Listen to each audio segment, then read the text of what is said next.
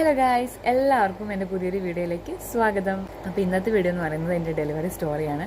അപ്പോൾ നമുക്ക് എന്തായാലും വീഡിയോയിലോട്ട് പോകാം. 2019 കേട്ടോ നമ്മുടെ കല്യാണം കഴിയുന്നത്. അപ്പോൾ കല്യാണം കഴിഞ്ഞിട്ട് ഒരു വർഷം കഴിഞ്ഞിട്ട് മതി കുഞ്ഞുങ്ങളെന്നാണ് നമ്മൾ രണ്ടുപേരുടെയും തീരുമാനം. അങ്ങനെ വെഡിങ് ആനിവേഴ്സറി കഴിഞ്ഞത് ഫസ്റ്റ് ഇയർ വെഡിങ് ആനിവേഴ്സറി കഴിഞ്ഞ് നെക്സ്റ്റ് മന്ത് ആയപ്പോൾ ഞാൻ പ്രഗ്നൻ്റ് ആയി. ഞാൻ വീട്ടിൽ വെച്ചിട്ട് ആദ്യം നമ്മുടെ പ്രഗ്നൻസി കാർഡ് വെച്ചിട്ട് നോക്കി. അങ്ങനെ അതിനുശേഷം പിറ്റേ ദിവസമാണ് ഞാൻ ഹോസ്പിറ്റലിൽ പോയത്. ഞാൻ ഹോസ്പിറ്റലിൽ പോയപ്പോൾ അവിടുന്ന് ബ്ലഡ് ചെക്കും കാര്യങ്ങളൊക്കെ ചെയ്തു. അപ്പോൾ അതിൽ പോസിറ്റീവായിരുന്നു. അപ്പോൾ ഡോക്ടർ കഴിക്കാനുള്ള ടാബ്ലറ്റും നമ്മുടെ ഫോളിക് ആസിഡ് അയൺ ടാബ്ലറ്റൊക്കെ തന്നു. അത് കഴിച്ചിട്ട് 3rd മന്ത് ആകുമ്പോൾ സ്കാനിങ്ങിന് വരാൻ വേണ്ടിയിട്ട് പറഞ്ഞിട്ടുണ്ടായിരുന്നു. ഹോസ്പിറ്റലിൽ പോയിൻ്റെ പിറ്റേന്ന് മുതൽ തുടങ്ങിയ ഛർദ്ദിൽ എനിക്ക് 9 മാസം വരെ ഉണ്ടായിരുന്നു കേട്ടോ. ഈ വൊമിറ്റിങ് ആണ് എനിക്ക് പ്രഗ്നൻസിയിൽ ഭയങ്കര ഡിഫിക്കൽട്ടായിട്ട് തോന്നുന്ന കാര്യം എന്ന് പറയുന്നത് എൻ്റെ വൊമിറ്റിംഗ് ആണ്. എനിക്ക് ഭയങ്കര വൊമിറ്റിംഗ് ആയിരുന്നു. ഞാൻ ഹോസ്പിറ്റലിൽ അഡ്മിറ്റ് ആയിട്ടുണ്ട്. ഡ്രിപ്പ് ഇട്ടിട്ട് വീട്ടിൽ വരെ അങ്ങനത്തെ ഒരു കുറച്ച് നാൾ അങ്ങനെയൊക്കെ ആയിരുന്നു. പിന്നെ ഡ്രിപ്പ് ഇടുന്ന കാര്യം അത് അങ്ങോട്ട് കുറഞ്ഞെങ്കിലും എനിക്ക് വൊമിറ്റിംഗ് നന്നായിട്ടുണ്ടായിരുന്നു. പിന്നെ എനിക്കറിയാം വൊമിറ്റിംഗ് വരുമെന്ന്, കാരണം നമുക്ക് പിന്നെ അത് ശീലമാവുമല്ലോ. അപ്പോൾ പിന്നെ ഞാൻ വെള്ളമൊക്കെ കുടിച്ച് വീണ്ടും ഛർദ്ദിക്കും. പിന്നെ അങ്ങനെയൊക്കെ ആയിരുന്നു. ഭയങ്കര ബുദ്ധിമുട്ടുണ്ടായിരുന്ന ഒരു വൊമിറ്റിംഗ് നമുക്കറിയാമല്ലോ. നമ്മൾ ഫുഡ് നമുക്ക് കഴിക്കാൻ പറ്റാത്തതാണ് നമുക്ക് ഏറ്റവും ഭയങ്കര പ്രയാസം. ഫുഡ് കഴിക്കും വൊമിറ്റ് ചെയ്യും അങ്ങനെ ഒരു ഇതായിരുന്നു. ഈവൻ ഞാൻ രാവിലെ പല്ല് തേക്കുമ്പോൾ തുടങ്ങുന്ന വൊമിറ്റിങ് എനിക്ക് രാത്രി കിടന്ന് കഴിഞ്ഞിട്ടും ഉണ്ട് കേട്ടോ. ഞാൻ രാത്രി 2 മണിക്കൊക്കെ എനിക്ക് ഛർദ്ദിച്ചിട്ടൊക്കെ ഉണ്ട്. അത്ര വൊമിറ്റിംഗ് ആയിരുന്നു എനിക്ക്. അപ്പോൾ എല്ലാവരും പറഞ്ഞു 3 മാസം വരെ കാണുള്ളൂ, ചിലർ പറഞ്ഞു 5 മാസം വരെ കാണും. ഞാൻ അങ്ങനെ പ്രതീക്ഷിച്ച് 9 മാസം വരെ, അതായത് ലേബർ റൂമിൽ പോകുന്നവരെ എനിക്ക് വൊമിറ്റിംഗ് ഉണ്ടായിരുന്നു. അപ്പോൾ അതാണ് എൻ്റെ പ്രഗ്നൻസിയിലുള്ള ഞാൻ ക്യാരിങ് ആയപ്പോൾ ഉള്ള എൻ്റെ കാര്യങ്ങൾ.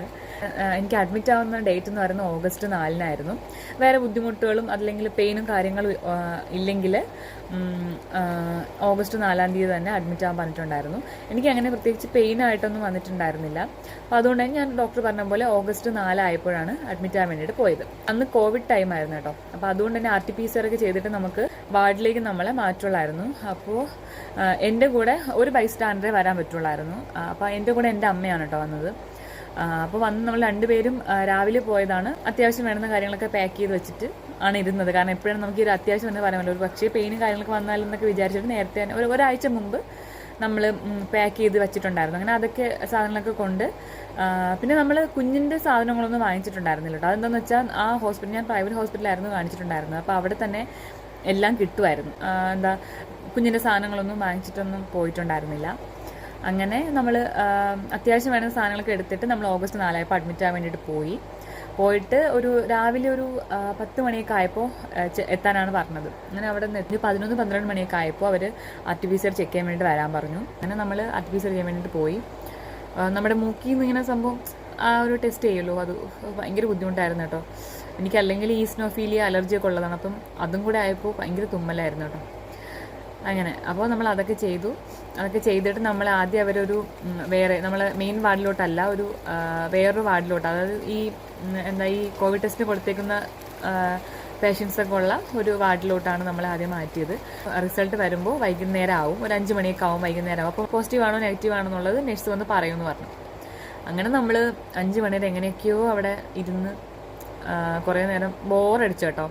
കാരണം നമ്മൾ വേറെ ആളുകളുണ്ടെങ്കിലും നമ്മൾ ആ ഒരു സ്ഥലത്ത് നമ്മൾ രണ്ടുപേരും, പിന്നെ ഇപ്പുറത്തെ സൈഡ് അങ്ങനെയാണ്. അപ്പോൾ അതുകൊണ്ട് നമുക്ക് സംസാരിക്കാനും പിന്നെ അന്നത്തെ ഇതൊക്കെ കൊണ്ട് നമുക്ക് അങ്ങനെ സംസാരിക്കാനോ അങ്ങനെയൊന്നും പറ്റില്ല. കാരണം ആരുടെ റിസൾട്ടൊന്നും വന്നിട്ടില്ലല്ലോ. പ്രത്യേകിച്ച് പ്രഗ്നൻറ്റും കൂടെ ആയതുകൊണ്ട് ഭയങ്കര പേടിയായിരുന്നു എനിക്ക്.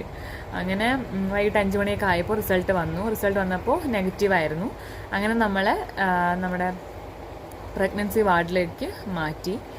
എന്നിട്ട് ഡോക്ടർ പറഞ്ഞു പിറ്റുന്നത് 5-ാം തീയതി രാവിലെ ലേബർ റൂമിൽ അഡ്മിഷനാണ്. അപ്പോൾ രാവിലെ സിസ്റ്റർ വരും, അപ്പോൾ സിസ്റ്ററിൻ്റെ കൂടെ ഇങ്ങ് വന്നോണമെന്ന് പറഞ്ഞു. അങ്ങനെ രാവിലെ എണീച്ച് ഒരു 5 മണിയൊക്കെ ആയപ്പോൾ ഞാൻ എണീറ്റ് മേലൊക്കെ കഴുകി, മറ്റേ നമ്മളെ ഫ്രണ്ട് ഓപ്പണുള്ള നൈറ്റ് ഉണ്ടല്ലോ, അപ്പോൾ അതൊക്കെ ഇട്ടിട്ട് വരാൻ പറഞ്ഞിട്ടുണ്ടായിരുന്നു. കയ്യിലൊരു ബോട്ടിൽ വെള്ളവും പിന്നെ ഒരു ഡ്രസ്സും കൂടെ വെച്ചേക്കാൻ പറഞ്ഞിട്ടുണ്ടായിരുന്നു കേട്ടോ. അങ്ങനെ ഞാൻ അതെല്ലാം കൊണ്ട് പോയി ലേബർ റൂമിൽ കയറി. ലേബർ റൂമിൽ ചെന്നിട്ട് ഇങ്ങനെ ആദ്യം നമുക്ക് ഗുളിക തന്നു കേട്ടോ.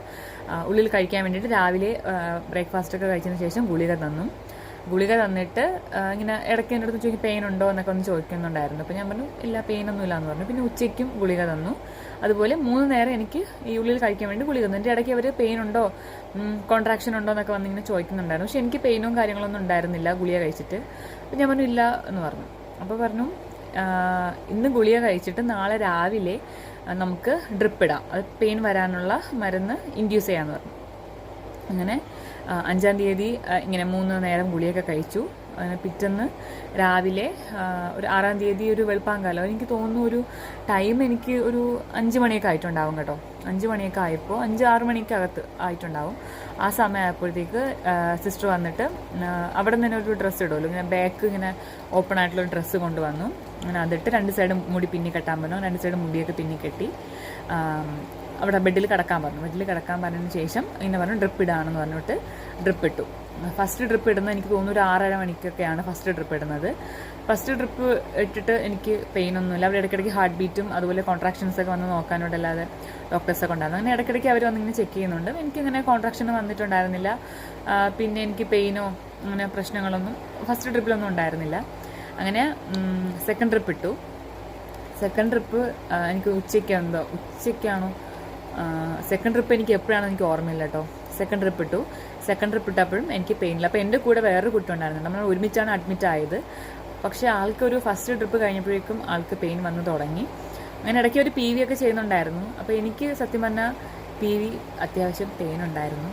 ഞാനാണെങ്കിൽ എല്ലാവരും പോലെ തന്നെ ഇങ്ങനെ യൂട്യൂബ് വീഡിയോസ് ഈ ഡെലിവറി ടൈമിൽ കാണരുത് എന്ന് പറയുന്ന വീഡിയോസൊക്കെ, അതായത് എന്താ ഡെലിവറി വീഡിയോസ്, അതുപോലെ തന്നെ അതിൻ്റെ കുറച്ച് അല്ലാതെയുള്ള ഗൂഗിളിലൊക്കെ നോക്കി അങ്ങനെയൊക്കെ ഞാനിങ്ങനെ കാണുകയും സെർച്ച് ചെയ്യുകയൊക്കെ ചെയ്തിട്ടുണ്ടായിരുന്നു. അപ്പം അങ്ങനെ ചെയ്യരുതെന്ന് പറഞ്ഞാൽ നമ്മളങ്ങനെ, എനിക്ക് തോന്നുന്നു ഒട്ടുമിക്ക പേരും അങ്ങനെ ചെയ്യും. നമുക്ക് എങ്ങനെയാണ് എന്ന്, നമ്മൾ ഫസ്റ്റ് ടൈം അല്ലേ, അപ്പോൾ എങ്ങനെയാണ് കാര്യങ്ങളൊക്കെ അറിയാൻ വേണ്ടി നമ്മൾ എന്തായാലും സെർച്ച് ചെയ്യും. അപ്പോൾ അതുപോലെ ഞാൻ സെർച്ച് ചെയ്തിട്ടുണ്ട്. അപ്പം ഞാനതൊരു വീഡിയോയിൽ ഇങ്ങനെ കണ്ടിട്ടുണ്ടായിരുന്നു. PV ചെയ്യുന്ന നേരത്ത് നമ്മളിങ്ങനെ നമ്മുടെ ശ്വാസം ഇങ്ങനെ വലിച്ചിങ്ങനെ നല്ല റിലാക്സ് ആയിട്ട് കിടന്നാൽ നമുക്ക് അധികം പെയിൻ വരില്ല എന്ന്. പക്ഷേ ഞാൻ അതുപോലെ റിലാക്സ് ആയിട്ടൊക്കെ കിടക്കാൻ നോക്കി. എൻ്റെ കുഴപ്പമാണോ ഡോക്ടറിൻ്റെ കുഴപ്പമാണോ എനിക്കറിയില്ല. എനിക്ക് നല്ല പെയിൻ ഉണ്ടായിരുന്നു. ആ പെയിനിൽ ഞാൻ ഡോക്ടറിനെ ചവിട്ടി. അപ്പോൾ ഡോക്ടർ ഭാഗ്യത്തിന് എന്നൊന്നും പറഞ്ഞില്ല. എനിക്ക് ആ പെയിൻ കാരണം സഹിക്കാൻ പറ്റാത്തതുകൊണ്ട് ഞാൻ സത്യം പറഞ്ഞാൽ ഞാൻ അവരെ ചവിട്ടണം എന്ന് വിചാരിച്ച് ചവിട്ടിയതല്ല. എനിക്ക് ആ പെയിൻ കാരണം എനിക്ക് വേറെ ഒന്നും ചെയ്യാൻ പറ്റാതെ ഞാൻ കാലിങ്ങനെ എന്തോ വലിച്ചതോ എടുത്തതോ എന്തോ ആണെന്ന് എനിക്കറിയില്ല. ഞാൻ അവരെ ചവിട്ടി. അവരെ വയറിലാണ് തോന്നുന്നു ചവിട്ടി. അങ്ങനെ സത്യം പറഞ്ഞാൽ അവരെന്നെ വഴക്കൊന്നും പറഞ്ഞാൽ അവരെൻ്റെ അടുത്ത് പറഞ്ഞു എങ്ങനെയാണ് PV ചെയ്യുന്നത്, നമുക്ക് ചെക്ക് ചെയ്യണ്ടേ. അങ്ങനെ വളരെ സമാധാനപരമായിട്ടാണ് കേട്ടോ. ഞാൻ വെച്ച് എനിക്ക് നല്ല ചീത്ത കിട്ടുമെന്ന്. PV ചെയ്താലും നമുക്ക് കുഞ്ഞിൻ്റെ പൊസിഷൻ എങ്ങനെയാണെന്ന് അറിയാൻ പറ്റുള്ളൂ, എത്രത്തോളം നമുക്കിങ്ങനെ വികാസമായിട്ടുണ്ടെന്ന് അറിയാൻ പറ്റുള്ളൂ എന്നൊക്കെ പറഞ്ഞു. ഞാൻ പറഞ്ഞു എനിക്ക് പെയിൻ ആയതുകൊണ്ടാണ് ഡോക്ടർ ഇങ്ങനെ പറഞ്ഞു, ഇങ്ങനെ ചവിട്ടിയത്. പിന്നെ അത് കുഴപ്പമില്ല എന്നിങ്ങനെ പറഞ്ഞു. അങ്ങനെ PV ചെയ്തിട്ട് എനിക്ക് ഡൈലേറ്റ് ഒന്നും ആയിട്ടുണ്ടായിരുന്നില്ല. അപ്പോൾ എൻ്റെ കൂടെ ഉണ്ടായിരുന്ന ആൾ സെക്കൻഡ് ട്രിപ്പ് ആയപ്പോഴത്തേക്കും ആൾക്ക് ഡെലിവറി ആയി. അത് കഴിഞ്ഞിട്ടപ്പം സെക്കൻഡ് ട്രിപ്പ് കഴിഞ്ഞു എനിക്ക്. അപ്പോൾ എനിക്ക് പെയിനും കാര്യങ്ങളൊന്നുമില്ല. പക്ഷെ എനിക്ക് ഇടയ്ക്ക് ഇങ്ങനെ എന്തോ നമ്മൾ ഈ ഗ്യാസ് ഇങ്ങനെ വരില്ല വയറിനകത്ത്, അങ്ങനെ ഒരു ചെറിയൊരു ബുദ്ധിമുട്ടുണ്ടായിരുന്നു. അല്ലാതെ എനിക്ക് അങ്ങനെ പെയിനായിട്ട് അങ്ങനെ വന്നിട്ടുണ്ടായിരുന്നില്ല. അങ്ങനെ സെക്കൻഡ് ട്രിപ്പ് കഴിഞ്ഞ് കുറച്ച് നേരം കഴിഞ്ഞപ്പോൾ ഒരു ഡോക്ടർ വന്നിട്ട് എൻ്റെ അടുത്ത് ഇങ്ങനെ ഡീറ്റെയിൽസ്, ഹസ്ബൻഡിൻ്റെ പേര്, ആര് കൂടെ ഉണ്ട്, അങ്ങനെയൊക്കെ ഇങ്ങനെ ഒന്ന് ചോദിച്ചോട്ടോ. അങ്ങനെ അപ്പം എന്നിട്ട് എൻ്റെ അടുത്ത് ഞാൻ അനസ്തീഷ്യ ഡോക്ടറാണെന്ന് പറഞ്ഞു. അപ്പോഴും ഞാൻ അറിയുന്നില്ല എനിക്ക് C-സെക്ഷൻ ആയിരിക്കും എന്നുള്ളത്. അപ്പോൾ എൻ്റെ അടുത്ത് ഇങ്ങനെ ഒന്ന് ചോദിച്ചു. അപ്പോൾ ഞാൻ ഇങ്ങനെ ഡീറ്റെയിൽസൊക്കെ കാര്യങ്ങളൊക്കെ പറഞ്ഞു. ആരാ പുറത്ത് നിൽക്കുന്ന വൈസ് സ്റ്റാൻഡർ ആരാന്നൊക്കെ ചോദിച്ചു. അപ്പോൾ ഞാൻ അമ്മയാണെന്നൊക്കെ പറഞ്ഞു. എന്നിട്ട് അവർ അവിടെ നഴ്സിൻ്റെ ഡോക്ടറിനോട് സംസാരിച്ചിട്ട് അവർ പോയി. ആ ഡോക്ടർ പോയി. അതിനുശേഷം ഒരു നഴ്സ് വന്നു. അപ്പോൾ നഴ്സ് വന്നിട്ട് എൻ്റെ അടുത്ത് പറഞ്ഞു ട്യൂബ് ഇടാണെന്ന് പറഞ്ഞു, യൂറിൻ പോകാൻ വേണ്ടിയിട്ട് ട്യൂബ് ഇടാണെന്ന് പറഞ്ഞു. അപ്പം ഞാൻ വിചാരിച്ചു ട്യൂബ് ഇടുമ്പോൾ ചിലപ്പോൾ ഡെലിവറി ആവാം, അങ്ങനെ എന്തെങ്കിലും ആയിരിക്കും എന്ന് ഞാൻ ഇങ്ങനെ വിചാരിച്ചു. അപ്പോഴപ്പോലും എൻ്റെ മനസ്സിലില്ല ഗൈസ്, ഞാൻ C-സെക്ഷന് വേണ്ടിയിട്ടാണ് ഈ തയ്യാറെടുക്കുന്നതെന്ന്.